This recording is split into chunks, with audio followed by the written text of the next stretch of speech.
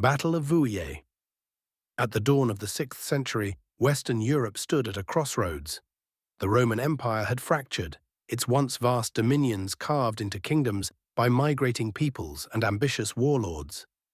Gaul, the land that roughly corresponds to modern-day France, had become a battleground of cultures, religions, and armies.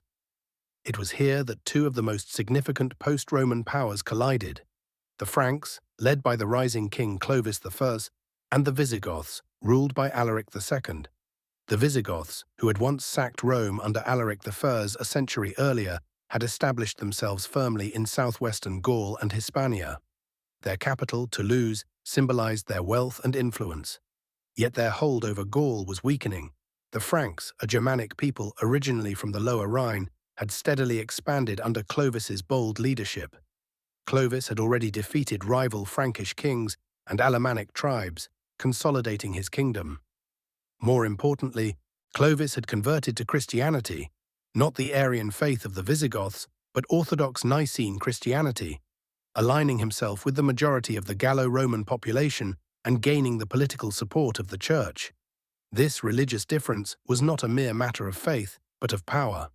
The Nicene bishops and Romanized elites of Gaul, weary of Visigothic rule, increasingly looked to Clovis as both liberator and protector.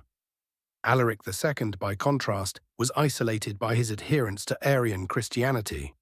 What unfolded in 507 was therefore not only a battle for land, but also for legitimacy, political, religious, and cultural. The build-up to conflict. Tensions had simmered for years. Both kingdoms coveted Aquitaine, the fertile southwestern region of Gaul. Clovis, emboldened by earlier victories and urged on by bishops who painted the war as a holy struggle, prepared to march south. Alaric II understood the danger. He controlled more territory than Clovis, but his power was more fragile. His rule depended on holding together a patchwork of Visigoths, Roman provincials, and local militias.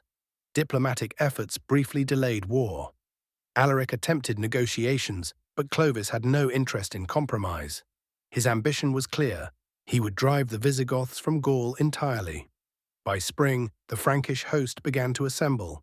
Estimates of the armies vary, but historians believe Clovis commanded around 20,000–30,000 men, a force of heavy infantry supported by lighter Frankish warriors and contingents from allied tribes. The Visigothic army may have been somewhat larger, possibly 25,000–30,000, including cavalry and militia from the Auvergne under the noble Apollinaris of Clermont. The armies converged near Vouillé, a village not far from Poitiers. The land was flat but hemmed by rivers and marshes. The swollen Vienne River, due to spring rains, complicated maneuvering. Both sides prepared for a confrontation that would decide the future of Gaul. Deployment and initial strategy. Clovis displayed tactical flexibility in his deployment. He placed missile troops, archers, and javelin throwers at the rear, using them to harass the enemy while his main line of heavy infantry advanced. This ensured a steady rain of projectiles softened Visigoth ranks before hand-to-hand combat began.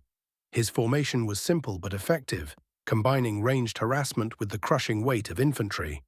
Alaric's plan was less clear. He positioned his forces to block Clovis's advance, relying on the strength of his cavalry and the discipline of Gothic heavy infantry.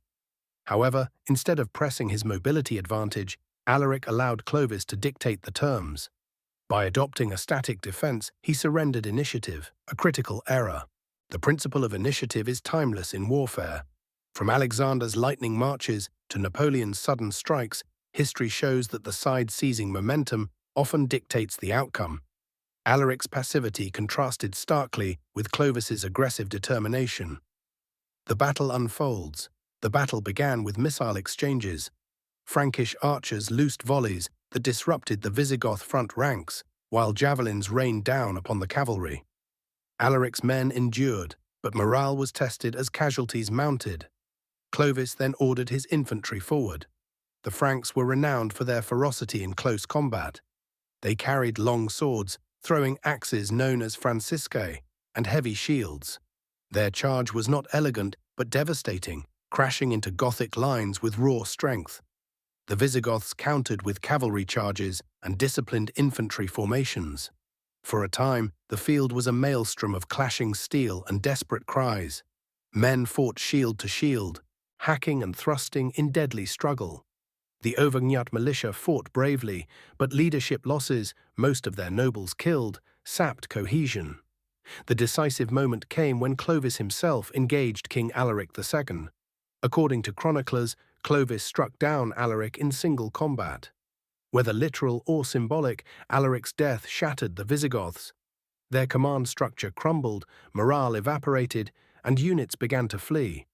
Once a king falls, panic spreads faster than any weapon. The Visigothic line disintegrated, and what began as a battle became a rout. Aftermath of the battle, Clovis pressed his advantage ruthlessly. The fleeing Visigoths retreated south, abandoning most of Gaul. Clovis marched on Toulouse, seizing immense treasure, including the reputed riches once taken from Rome itself. He consolidated control over Aquitaine, while the Visigoths clung only to Septimania along the Mediterranean. This was more than a battlefield victory, it was a geopolitical revolution. The Franks emerged as the dominant power in Gaul, while the Visigothic kingdom shifted its focus to Hispania. Clovis's triumph earned him recognition from the Byzantine Emperor Anastasius, who granted him the honorary titles of consul and patrician. In effect, Clovis had transformed himself from tribal warlord into the legitimate heir of Roman authority in the West. Strategic and tactical lessons. Initiative wins battles. Alaric waited, Clovis attacked. By seizing momentum, Clovis controlled the pace and psychology of the battle. Combined arms make the difference. The integration of missile troops with melee infantry gave the Franks a layered attack. Even in an age of swords and shields, coordination mattered, leadership as a decisive factor.